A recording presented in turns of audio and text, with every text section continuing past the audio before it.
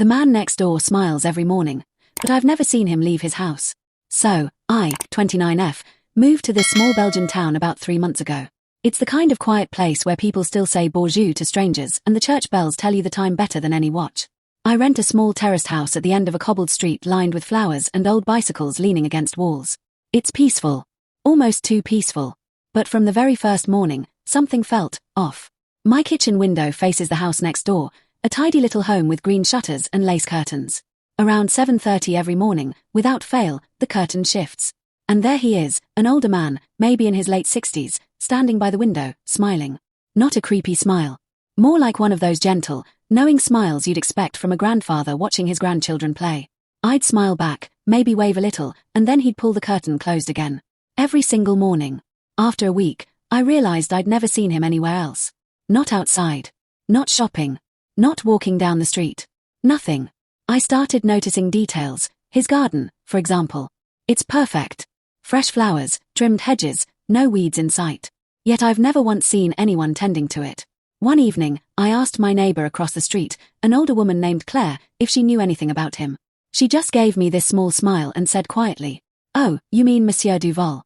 He's been there longer than anyone, dear. Keeps to himself. Always smiling." I pressed a bit. "Does he ever go out?" Claire frowned. "Not that I've seen. Poor man lost his wife. Oh, it must be 20 years now. Such a shame." I felt bad. Maybe he was just lonely. Maybe that smile every morning was his way of saying hello to the world. Then last week, there was a storm. A bad one. The power went out on the entire street.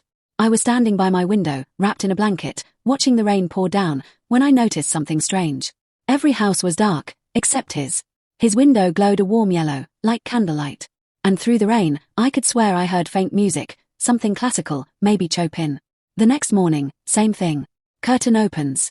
He smiles. Curtain closes. Routine, as always. Except this time, I waved. Properly waved, like a neighbor trying to be friendly. He didn't move. Didn't blink. Just stood there, smiling. And he stayed like that for almost a full minute. I laughed it off, told myself it was weird timing, maybe he didn't see me. But the image of that unmoving smile stayed in my head all day. The next morning, curiosity got the better of me.